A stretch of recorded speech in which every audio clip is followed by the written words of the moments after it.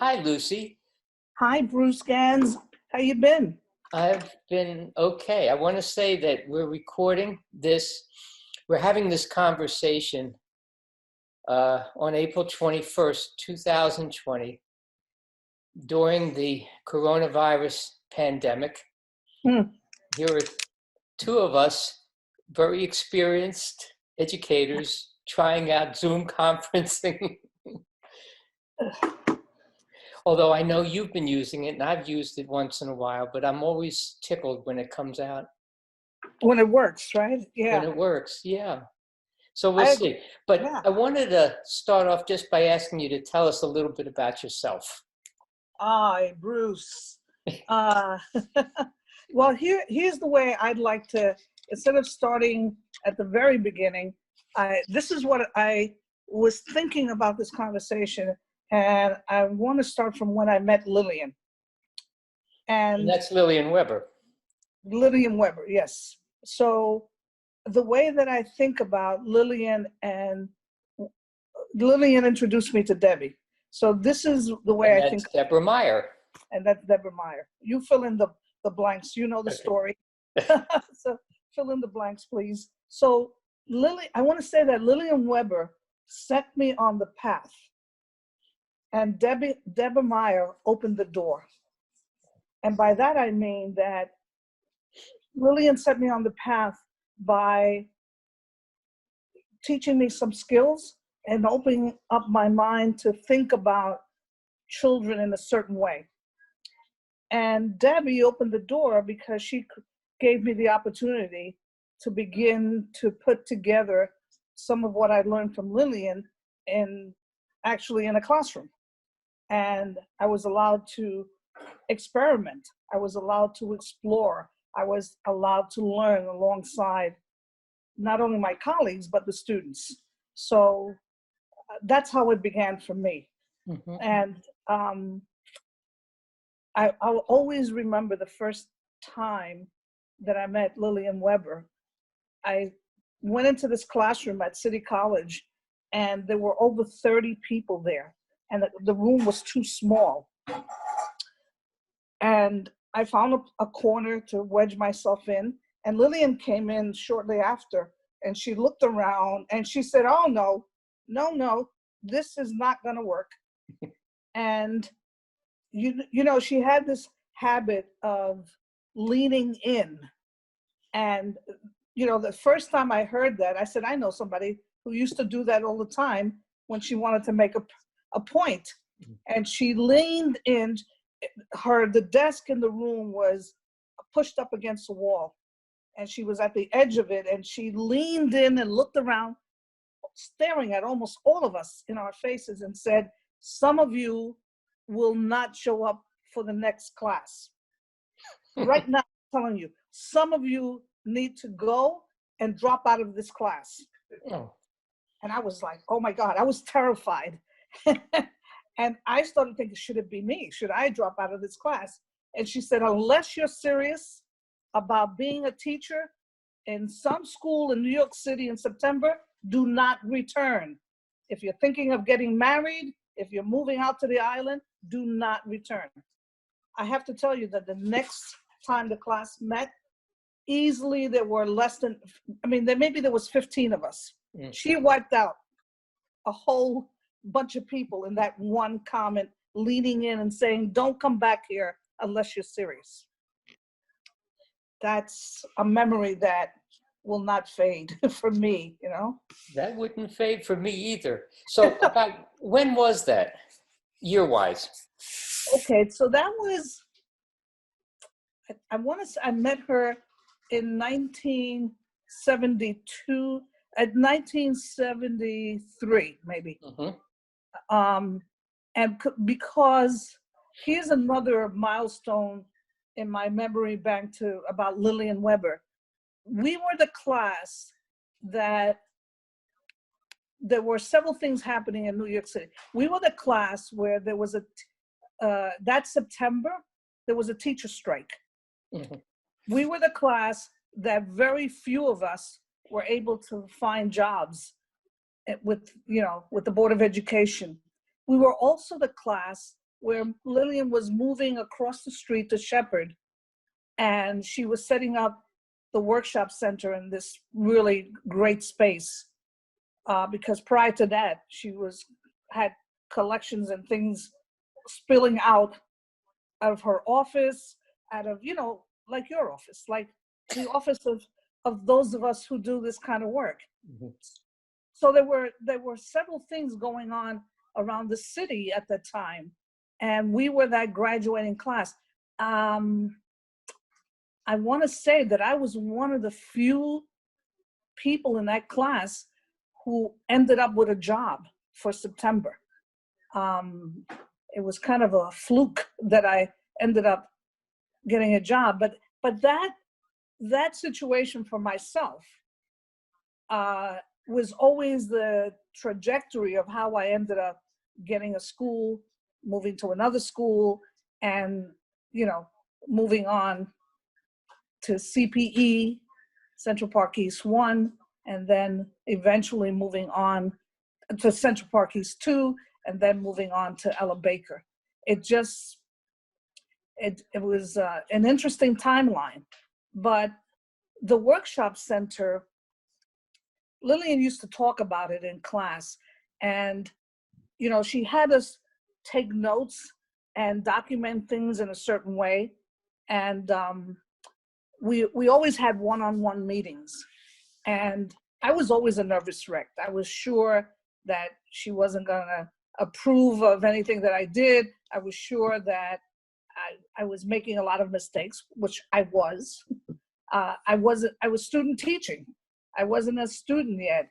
And she always used to say to me, "You're very nervous." And then when she observed me in the classroom, she says, "You're very loud. You're going to be one of those teachers that will be louder than her students." And I was. I was. She pegged me correctly in that, she said, "You're very excited and you're very nervous. And so you speak fast and you speak loud." And it turned out to be true. That didn't change that much over the years. But I think that she liked me. And because I think that she liked me, I became less afraid and more excited, about her feedback, about the things that I could learn from her. So one of the things that she did was that she assigned me to this nursery school, I guess it was called, in Riverdale, near where she lived. Spuyten Duyvil? Spuyten Duyvil, right, where I met Emma Thompson, I think her last name is. You'll have to forgive me. I may not always remember everybody's last name. But I had an opportunity to go and work there with 3-year-olds, and I loved it. And little did I know that this was like one of Lillian's strongholds in her community, that she had started that for herself and for other parents in her community in Riverdale. And then she handed me over to Deborah Meyer by assigning me to a school in District 5, PS 144. Mm-hmm. That's where I met Ken, oh my goodness, Ken and Mike Trazoff. That was the first corridor program. Friedlander? Exactly, Ken Friedlander. Mm-hmm. And that's why I say that Lillian, she handed me over to Deborah Meyer, and Deborah Meyer, opened up that door. And I tell you, if I were anywhere of a writer or a playwright, I couldn't have written a better script for my life.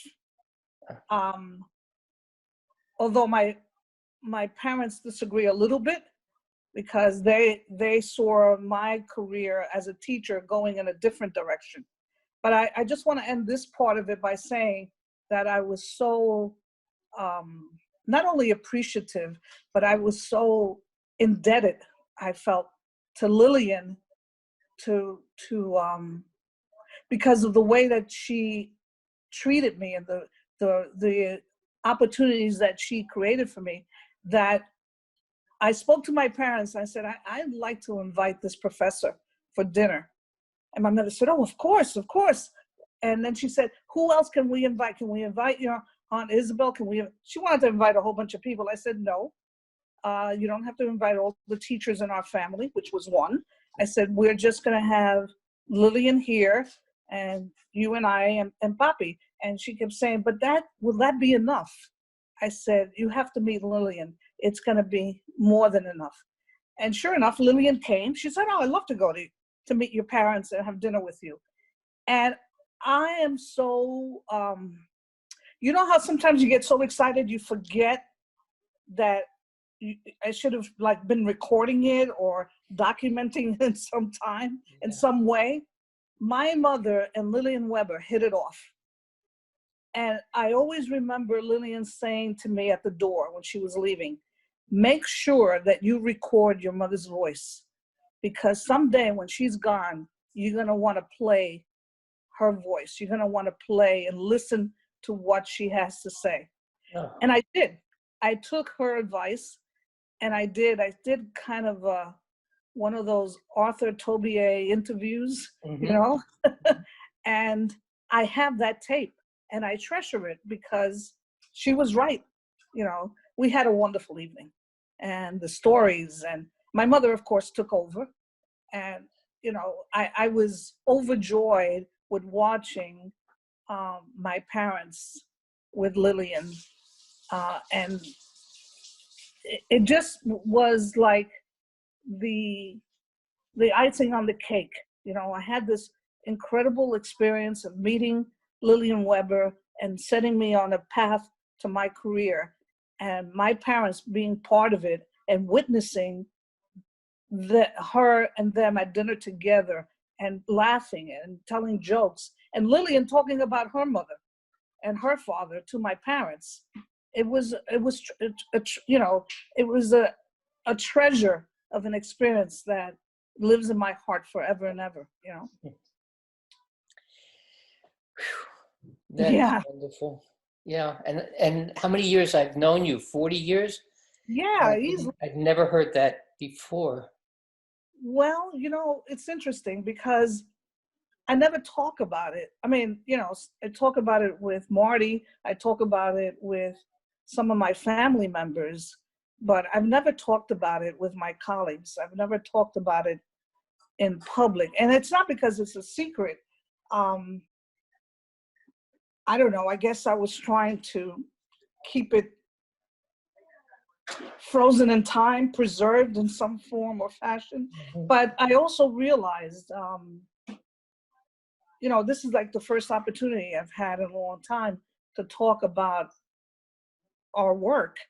I mean, the people I work with now, you know, anybody can Google anybody. They don't have to listen to me talk about it. You just Google and say, oh yeah, okay. I think it goes deeper for us because it's something that we lived through together. You know, the workshop center, Lillian Weber, Deborah Meyer, and all of the people that they linked us with. You know, it has a meaning for us that's different, and that's not distant if you read about it in a Google page or if you read about it in an article or a book. You know, living it is different. So I've never talked about my beginning as a teacher in East Harlem in this way. And let me just say as an aside, so my mother's vision of my being a teacher was being a bilingual teacher in a bilingual program.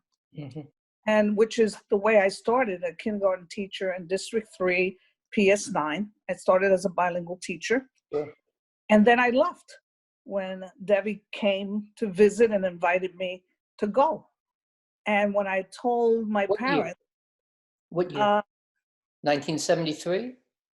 No, it was 1975. I was at PS9 in 1974, a year later, Okay. 1975. Yeah, I believe it's 1975.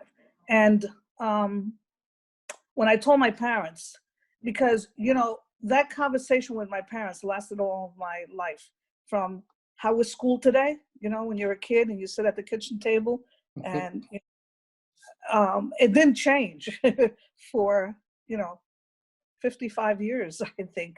It didn't change. I would go and visit after school and say, well, how was your day today? And I would talk to them, and I said, well, I got invited to go help start a school. And my father said, oh, that's great. My mother says, no. And I said, okay, just listen to the whole thing. And then she kept talking. She says, start a school. You've been teaching like a minute. What do you know about starting a school? I said, it's exactly what I said to Deborah Meyer. I don't know anything about starting a school. And what did that woman say? She said, good, that's exactly what I want. No one, I don't want teachers with bad habits. So she said, what kind of a school is this? I said, well, it's going to be on 103rd Street. There's a school there, a school building. And my parents, having lived in El Barrio all their adult lives, they kind of had a good sense of where I was talking. And she says, that's an old building. Why would you go there? I said, because it has great classrooms. I'm making it up as I go. And she says, and so will you be teaching bilingual? I said, no, I'm not. She says, I don't believe it.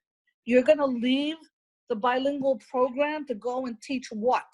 I said, I'm going to be an early childhood teacher like I am now, but I'm not anyway, P.S.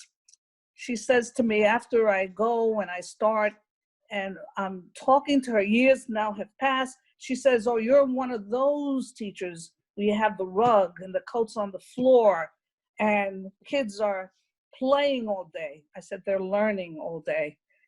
And we kind of chuckled.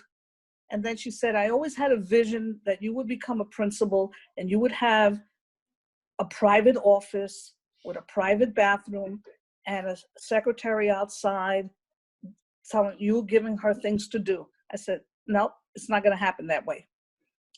So I venture to say that she was proud but disappointed that I didn't become the traditional bilingual educator that she envisioned.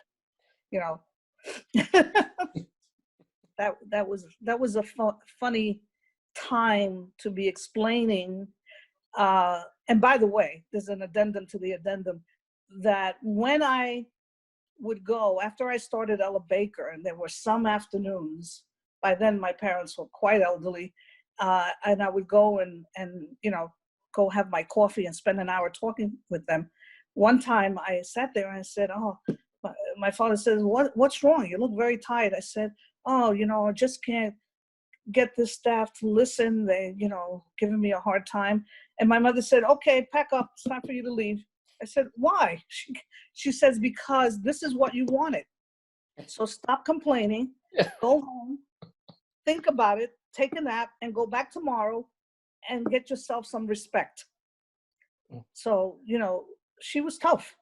She was tough. She gave feedback. She didn't, BS at all. This is what you wanted. We don't I walk think away. I can understand how she and Lillian Weber got along so well. You can imagine. Yes, right. That's why they got along, sitting at that table, sharing stories and laughing. And I have to tell you, Bruce, a part of me, I felt quite left out. I mean, I got up and I cleared the table, I made coffee, and, everybody was fine with my fading out of the picture. And I was thrilled. I mean, I felt left out, but I was also thrilled. It sounds to me a little like the way some of us teachers in open classrooms feel when we set up all of the things that we want our students to, we set the stage. Our students become engaged and they work real hard, and we have to figure out how we intervene, how we work with them without taking it over and without making ourselves the center of everything. That's right. We move to the side. but we also watch and listen and take in things and think about what comes next. That's right. That's right. And I've many a times over the years have said to student teachers, resist the urge to teach. Sometimes you want them to pull you in. Sometimes you want them. It's like it's a tug of war. I think with ourselves about they're doing so well without me. Wow, But our role changes, but we're there. Yeah, we're there. And, if we're lucky, they'll share their learning with us in a way that makes us feel good. But there's a part of us, and I think this is true for many, many teachers, that wants more control, even though we put it on the table of own your learning. Well, how much of that do we really want them to own? I think it's a struggle, it's an internal struggle that some of us have. I still have it. I was thinking about two things. I hope I can remember them. One is that something that Ted Chittenden said, where he would say, children have ideas. They think all the time. They have no obligation to share their ideas with us. It's our obligation to create the kind of environment that invites them in so that they will share their thinking with us. And that's what we aim for when we set up our rooms and we have children engaged in activities. So that was one thing. The other thing, before I forget it, I want to say it. Mm-hmm.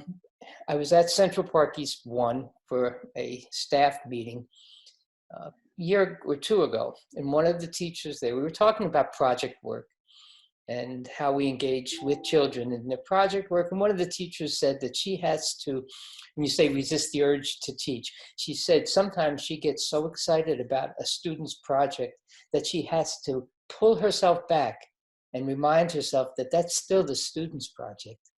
Right. I can make suggestions, I can engage in different ways, I can present new materials, I can raise questions. But if I get too excited about it, I begin to take it over and the student steps back. Right. I think it's such a great question to plant in, especially with new teachers. Like, who owns the work? Do you think as a teacher you own it because you created a platform for it to exist? We tell children we want them to own their work. We want them to make decisions about their learning. But do we really mean that? Or, it's like collaborative learning and collaborative teaching. It's very hard to do. It takes a tremendous amount of work and discipline on everyone's part to really be collaborative. And some people like the notion of it. Wow, I have a collaborative leadership style. Well, you know what? I wish that to be more dogmatic. Just do it because I said to do it. I want to get the day done. I want to be able to go home. Yeah. Collaborations are very, very challenging and very difficult. And it's not suited well for everyone. Some people just don't have, it's not about being smart. It's about, do you have the kind of personality to really be able to be collaborative? Some people don't. And I think we put ourselves in situations because we think, well, it's the right way to do it. And then we don't succeed because it's not within us to behave that way, So it's a good question to ask. It is a good question. I'm curious about that, to go back to Lillian and her influence on you. Do you think she helped you to become collaborative?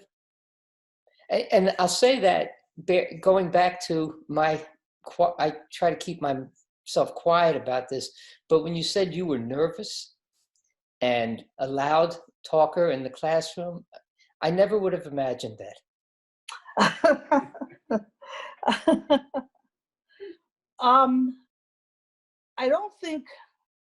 I think Lillian put me in situations to be collaborative. I don't think that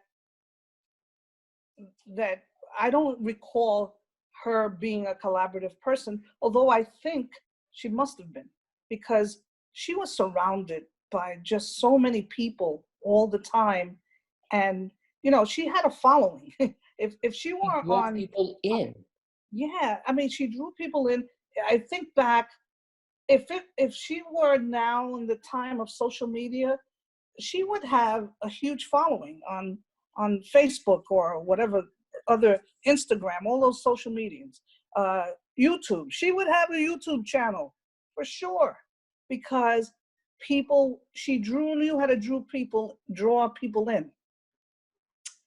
You had to work collaborative if you were going to do things the way she was suggesting to do things, the way she was planting those seeds of how to be a teacher, how to be an observer of young children. But I would have to think about that part more. The same thing with Deborah Meyer. I mean, she put a group of us together and put out these big questions for us to think through together. And so I think that that is a definition of collaboration. We had to collaborate in order to be able to make good decisions about how to grow a school, how to develop a curriculum, how to even, how to do lunch duty. I mean, you can't, we had to be collaborative. And yet both of these very bigger than life to me icons in education themselves were more dogmatic about certain things than anybody else I've ever met. So it's an interesting mix. It's an interesting dichotomy, because you say, well, how can it be collaborative and also dogmatic? They broke the mold for being one way or the other, I think. I have to really think more about it, think back on my experiences when Lillian would come and visit me in the field. I mean, I think that's true for every young teacher. You're a nervous wreck. Mm-hmm. She's going to watch a lesson. She's going to give me feedback on this lesson. She's going to critique the lesson. And when, she said to me, "You're very loud." And, she didn't say, "Oh, you're very excited, you need to calm down." She said, "You're very loud. You're louder than the kids." Years later, when I was at CPE2 and I was teaching third grade, it's, how you work so hard to get everybody quiet, right? Mm-hmm. And I used to play this game with myself. I can get all of my students, there was then at the time, I had around 30 or 32. It was a large classroom on the second floor. Oh, I remember your classroom. That corner I went class. to visit it. Yeah. In 1981, yeah. But go ahead. And I could get everybody quiet. But my fun thing to do was, when there was quiet reading, to say something or get kids to laugh. You know how they try not to laugh and then it becomes contagious? Yeah. And then I could get everybody laughing, and then in a heartbeat I could get them to be quiet. And that was, I kind of got a kick out of it, which is silly, but I was young. and I felt like I could play that, I could be that playful and still have substance to whatever I was doing. Mm-hmm.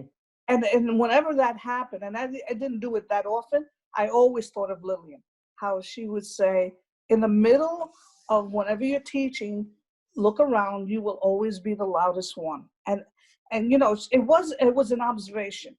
She never said, "Don't do it. What are you doing when you do that? What are you thinking?" It was an observation that stuck. Oh, wow. So let's stop now. Okay. Because there's so many other things I'd like to ask you about, but this has been very powerful. Thank you so much, Lucy. Thank you. Lucy, hi. This is our follow-up to the first conversation we had on Zoom. And you said you wanted to correct some of your memories of the dates. I always feel like going back 50 years, we're entitled to be off a little bit with that memory. Well, but I felt it was important to be clear about when you asked me about the beginning of CPE, that Mm. started in 1974. And I think I wasn't clear about that. I think I was thinking about what was happening in the city, what was happening in terms of the DOE, then called the Board of Education. And I wanted to be clear about that. So 1974, which then means that I started teaching in 1972, and which also then means that I met Lillian, and I didn't talk about this the first time around we spoke, but I met Lillian through my uh, counselor at City College. I was in the SEEK program, and that was a program that was designed for students who lived in poverty-stricken area, and mostly students of color, even though we weren't called that at the time. Um, what the correct PC word was then. But I got involved with the SEEK program through a lady who visited me. I was working as a teacher's aide in Ocean Hill, Brownsville, in a Head Oh, Start. wow. And she saw me in the classroom. She came to visit because they had federal funding, and she saw me in the classroom. And at the end of the day, she came back to talk to me about, my teaching. And I said, "Oh no, I'm not a teacher. I'm an aide, and the teacher was absent today." And she said, "Wow, uh, so why aren't you a teacher?" So she came back to visit a few months later. Actually, she didn't. And then and there, she gave me the name of a friend of hers, Lou Beckenstein. And she said, "I want you to call Lou, and I want you to go up to City College, and I want you to apply for the SEEK program." So I did, and I got in. Mm. And Lou Beckenstein became my counselor, my guide in life. And it was and I used to see him every week and help me navigate the world of higher education. And one time he said, "So what do you want to do eventually?" I said, "I really want to be a teacher. Teaching is in my family. We admire teachers. I, did all of that." And he said, "Well, I have someone I want to introduce you to." And he actually was the person that introduced me to Lillian Weber. I walked over with him over to her office. He said, "This is one of my students. I'm encouraging her to take your classes. And I think she will make a terrific teacher." And so Lillian said, "Yeah, all right." I mean, I walked away feeling, okay, that may happen or may not happen. I mean, she wasn't unfriendly, but, she was distracted. So life went on. I ended up, thanks to Lou, going to Spain to study literature for the summer. I mean, he just kept saying the doors are wide open for you, and I want you to keep walking through them. And that's why I think the metaphor of a door opening is so important to me in my life. But it was he that introduced me to Lillian, and then then I signed up for her classes, and then everything I told you about first meeting her and her just in one session getting rid of half of the students who she felt, "I don't know if you're really serious about being a teacher. If you're not, move out of my way." One of the things about when you experience Lillian Weber and Debbie Meyer as practitioners is that their teachings, if I may call it that, is something that just stays with you. It resonates so deeply. And one of the things that I admire so much, and I try to emulate myself as a director of the CP school and as the principal, was that I wanted to create a learning environment for the adults. I wanted, with some of the tools that I had learned, certainly not all of them, pose questions to all of us about how children learn, how we learn as adults, and then whether or not we had the spaces set up as really learning labs, and I like the idea of this whole thing about a laboratory for learning, because it's really akin to the way that scientists learn. And some of the things that we did, I think, were very similar to the way that hospital doctors and nurses make rounds, and they visit each other and they consult with each other, and they say, we have a patient with this condition or this disease. Let's put our heads together and problem solve and come up with the best outcome for the patient. And I felt like we were doing some of that. We were doing a lot of it, not some of it. We were doing a lot of it.